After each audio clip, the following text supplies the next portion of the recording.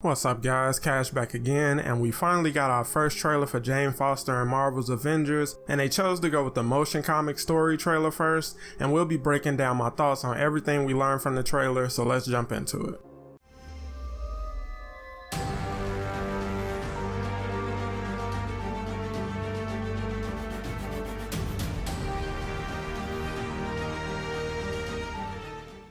So the trailer kicks off with Jane filling us in on where she's from and how she's from an alternate timeline where Thor also never returns to Asgard, but in her timeline this sends Odin over the deep end and he begins destroying the 10 realms, and you heard that right, she says 10 realms, so that means the realm of heaven exists in this universe. For those of you unfamiliar with that, that's where Angela, Thor's sister, is from, but that's a story for another time. But this ultimately led to Mjolnir choosing Jane, giving her the power of Thor and allowing her to challenge Odin, and we see she also goes on to fight alongside the Avengers of her timeline, who also are fighting Monica and AIM because there's just no getting around fighting AIM at this point. But it transitions to show that this version of Jane Foster also has a battle against cancer, as we see the unworthy Thor visiting her in the hospital, and he's missing his arm just like in the comics. And we switch back to her fight against Odin, which isn't going her way because of course he's the Allfather. So she ends up having to make a deal with the Loki of her timeline, and this is where the trailer gets the most interesting because it's the first mention of Loki outside of audio intelligence files and Thor's iconic mission chain.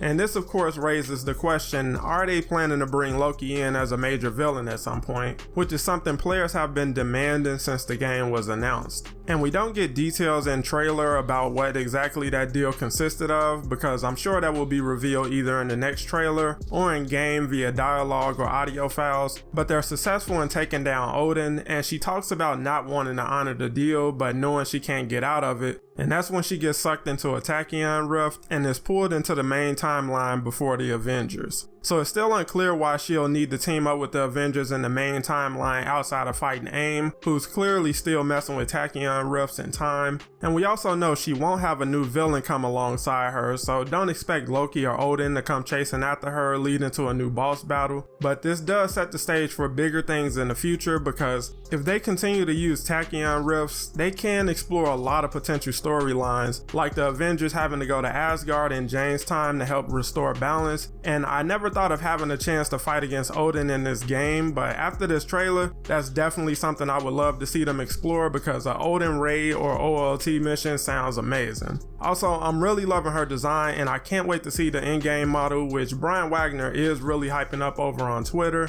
and I'm really looking forward to seeing this new storyline fleshed out. I think these hero events are a great thing for the game, but I do wish they explore adding a small villain sector at the end of the mission chains, but we'll have to wait and see if that feedback changes things in the future. And they also announced who her voice actress is, and again they did a solid job with casting by going with Zara Fazal, who you might recognize from her work in Young Justice and Apex Legends. I think the news rollout is just getting started because she drops next Tuesday, and they still have to get out a cinematic trailer as well as a dev stream and a blog. So stay tuned to the channel to stay up to date on what's new and what's next. And now let me know what you guys think down in the comments. How hyped are you for Jane Foster to drop next Tuesday? And if you could pick Loki or Odin as a future villain in Avengers, who are you choosing? Let me know down below, and make sure to leave a like if you enjoyed the video and subscribe for more Marvel's Avengers content every week. And if you're interested in picking up Avengers merch, shop with Fandemian, and make sure to use my code in the description to get an additional 10% off. Thanks for watching guys, and I'll catch you on the next one.